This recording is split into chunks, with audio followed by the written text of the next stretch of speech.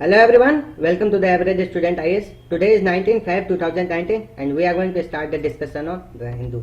So let's look at that which article today we are going to discuss from the Hindu editorial section which are related to our UPSC syllabus. So first article we will be discussing about the Puducherry and the conflict going in between the Puducherry Lieutenant Governor Kiran Bedi and its chief ministers. So we will be discussing this article. Apart from this article we will be discussing about the explanation of a recusal of the judges. Judges were recusing from listening any particular case, so we will be discussing this article. Apart from this article we will be discussing about the contractual workers. So we will be discussing about the sanitation workers, and apart from this the condition of that sanitation workers and their contractual jobs. Apart from this, none other articles are important. Here article has been given about the India's option for the Pulwama attack. So we have discussed a lot of about this article. So we will be not discussing about this. So no new points has been given here. So we will not discussing that. Apart from this, other articles are not important. That's why I have crossed that article. There is no need to read about that article. Okay. So let's start with the first article. This article is about the discord in the Puducherry. So you can relate this article with paper 2. So as background of this article is the conflict has been erupted between Puducherry chief ministers versus Lieutenant Governor of the Puducherry. So let's look at some basics about the Puducherry. So look at here map where the Puducherry is located and where its districts are located, because Puducherry is not particularly located in a single state. Somehow it is located in one district. Yagaon is located in the Andhra Pradesh. Apart from this, Puducherry is in the Tamil Nadu, and Karaikal is in Tamil Nadu. Apart from this, Mahe is in the Kerala. So it's located in the 3 states. So you can, if someone asks that whether Puducherry is located in single state or not, so you can give that it is located in the 3 states. Okay. So let's discuss some basics about the Union Territory that is related to our polity part.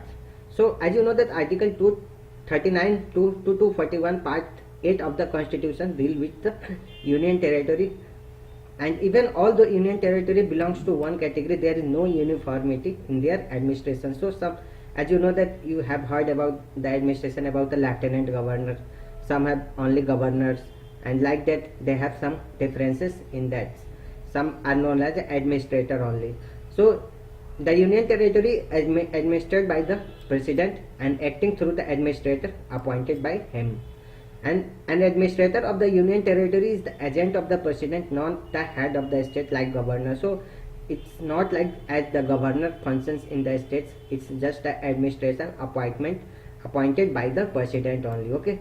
So the two territory, one is the Puducherry and the Delhi, has been provided with the Legislative Assembly and have the Council of Ministers headed by the Chief Ministers. Okay. So Puducherry was provided Legislative Assembly in 1963 and Delhi was provided a Legislative Assembly in 1992. Okay. But the Parliament can make a law on any subject of the 3 lists, that is concurrent list, state list, apart from this central list. Okay. So on any kind of a list, central government can make a laws in this Legislative Assembly. Okay. So here the Parliament power to extend the Puducherry and Delhi, which is on in their legislature also. So let's discuss the article. Here the conflict has been erupted between the Mr. Bedi and the chief ministers. So actually the chief ministers has blamed that she is trying to enforce the rules of the two-wheelers rider to wear the helmet. Definitely it is important. So there is no any convention to that there is not any particular reason to cite that there is a conflict of interest between, because it's quite necessary that. So although it's the Lieutenant Governor wants to implement this, he should also accuse that she is also blocking some welfare schemes such as a free rice scheme as well as enhanced scholarship for the scheduled caste students. So central to the conflict is the question whether Mrs. Bedi is acting in her power or exceeding his power. So here question arises that whether she is dominating that this rule should be implemented, that this rule should not be implemented, whether she is doing this in her particular law domain according to the constitutional provision or going outside of that domain. Okay, so as you know that under the constitution, territory belong to the president who run it through the lieutenant governor as administrators. However, under section 44 of the Union Territories Act, administrator has to act on the ad and advice of the council of ministers. At the same time, any difference of the opinion between them can be referred to the president, and the meantime the administrator action prevail on a urgent matters. So here the conflict of interest comes, that at any case the administrator means that lieutenant governors can prevail on the decision of the council of ministers as well as the chief ministers. So here the center have a edge over the work and can work only if there is a harmony between the council of ministers and the lieutenant governor. And it should be unfortunate if individual occupying a Raj Nivas in any union territory with a legislative assembly get carried away and ignore the undermined elected body. So it should be also necessary that they are the representative of the people as CM and the council of ministers. So we must take care of them, and we must also listen to their grievances also. Not only we should listen the grievances of the lieutenant governor only. Okay, so even in the Supreme Court judgment, it has stated that there is a need to for a lieutenant governor as well as people representative to function in a harmony with the constitutional parameters. So LG should caution against having a hostile attitude toward this minister, because they are the public representative also. So there is no reason why the principle cannot be extended to the Puducherry, which has a longer record of the elected government. Means it is trying to say that why not we should provide them a particular statehood so that they function in a particular and the more independent way as other state functions. Okay, so next, the contractual functionary. So it can relate this article with paper 2. So sanitation workers actually has been exploited with the contractual works, and they have to undermine and they have to go a severe kind of a work situation, and they are paid in very much less as compared to the work they are doing. You can look at the pictures also, that the kind of work, just let's see that this man is dipped into that sewage canal, and apart from that cleaning, the worst thing in this world any can be happened. So they are doing the cleaning work, and we must have to take care of them by providing them a proper adequate health care, by providing them a particular equipments, because as you know that here no any kind of equipments has been used by this sanitation workers. So we must, so this article only talks about that. That's last month Krishna Lal, age of 37, a sanitation worker, died inside the underground drain in the national capital. That's why it was in news. And there has been a correlation between caste and the contract work, because as you know that most of the SC and ST and untouchable do this kind of work. So there is some correlation between, so we must have to get away from this caste system, and we must have to provide some other kind of measures, that we must not take the caste into consideration while doing any kind of a sanitation works. Apart from this, contractual works also has been highlighted, because in the private sector earlier the contractual works was much more famous, but after liberalizations 1992, government jobs also got contractuals. Okay, so among that sanitation workers and the thousands among the major cities works on the contractual jobs. So even the sanitation workers on a contract mostly belong to the ST category. So it has also reported that these non-SC permanent functionary even got a proxy workers from the SC background to do the work. So most of the time what happened in the municipality, that general category people occupy that place as a permanent worker. Apart from that, they hire some SC workers to do that sanitation work for them. That's why it's kind of a proxy work. So as you know that the bond between caste and work continue to be a strong decades after B.R. Ambedkar has analyzed, and it has highlighted at that time. Even after the 70 year of our independence, we have not achieved so much in this case. So in this case, we must liberalize the people from this kind of a sanitation work. If we want, we must have to adhere with the some principles and some proper law and framework. But Neither politicians nor bureaucracy want to regulate this, and government is supposed to regulate the functioning of this contract. It does not show much more active interest in doing so.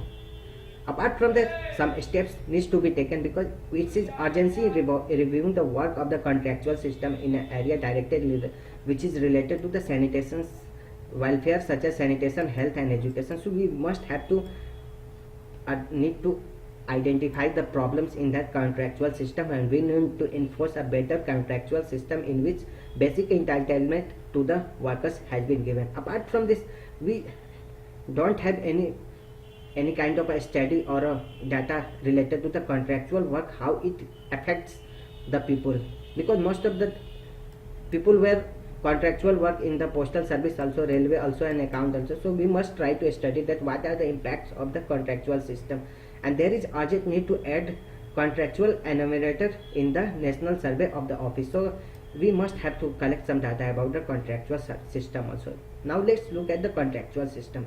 As we know, the contractual system has been implemented in the education by many state governments in hiring the teacher on the contract, and they are accepted to deliver a high quality in the teaching, and the basic mantra of holding this contractual system has been given that they are expected that the teacher will work harder because they are insecure. Okay, so this has been felt in the lots of states and that does not bear any kind of a fruit, but no states have acknowledged that, and nor the government want to admit that the contractual work in the profession such as teaching definitely discourage the motivation to improve their own performance.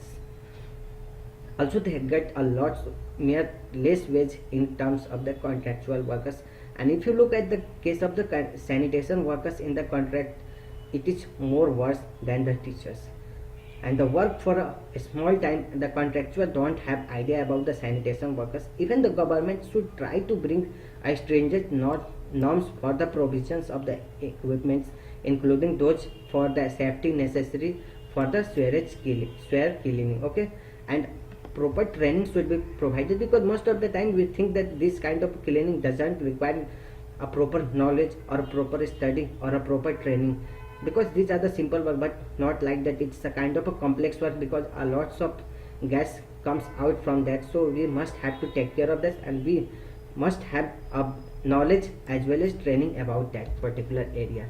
And it has also been claimed that media too do not highlight the connection between the caste and the cleaning, and that is why whenever the sanitation workers dies in the underground drain, the news simply passed away unsorted history. Okay, so media should also take care of that. They should highlight some news at the ground level also. Next article we are going to discuss is about not without an explanation. So you can relate with paper 2. So here background is that often what happens is that judges do not give the reason in writing for recusing themselves from specific cases. So here recusing means that he says that he not been citing some reason. He tells that he will not be listening that particular case, and that case should be allotted to the other judges.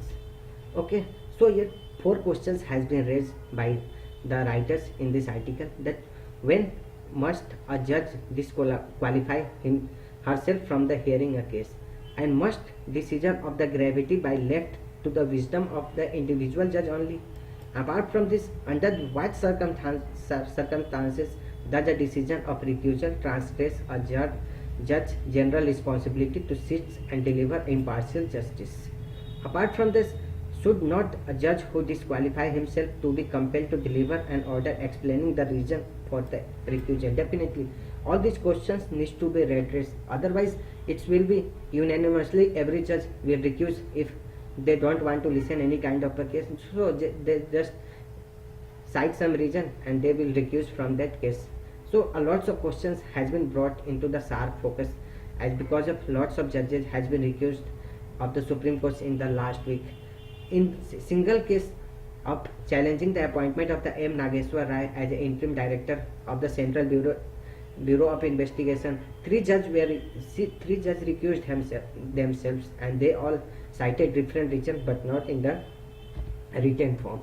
So as you know, the recusal has also been observed in the last month in the Justice U. Lalit case, who himself is hearing the dispute over the land of the Ayodhya. Apart from the in September, 2 judges of the Gujarat High Court withdrew from a set of conventional cases also. So it's a serious question that why these judges were going for a recusal rather than providing a justice to the persons. So unsurprisingly, though none of the judges recorded their reason in the writing, and while taking the oath of the office, judge of the both Supreme Court and the High Court promised to perform their duty to deliver the justice without fear and favor and affection or ill or will. Okay, so they must abide by their oaths, but they are not looking at this all these cases. They are not abiding by their own oath principle, which they take the oath while entering to that office of the judicial office. So there is a urgent need to formulating such kind of rules as a set of concrete rule that tells us that when a judge must recuse himself. So it's a need of some kind of a framework that at what cases the judges must recuse himself. Okay, so there should be some framework. This system of recusal is quite disastrous. In some cases, not the recusal can also lead to are destructive to the rule of law, where a judge refuses to recusal despite his existence of the bias. So at some cases recusal is also important. That's why I was telling that there is an urgent need to draw some kind of a framework also, that because in some cases if judges do not recuse himself, I have a bias towards some kind of a litigant, so definitely it will be disastrous also as well as destructive also. So we must allow the recusal to use as a tool to the maneuver of justice, as a mean to picking a bench of party choice and an instrument to evade the judicial work also. If they deviate, the independence of a judiciary definitely would be undermined in turn, and the constitutional itself. So definitely judiciary should not deviate from the independence of the judiciary, because it's undermine the constitutions also. Thank you very much.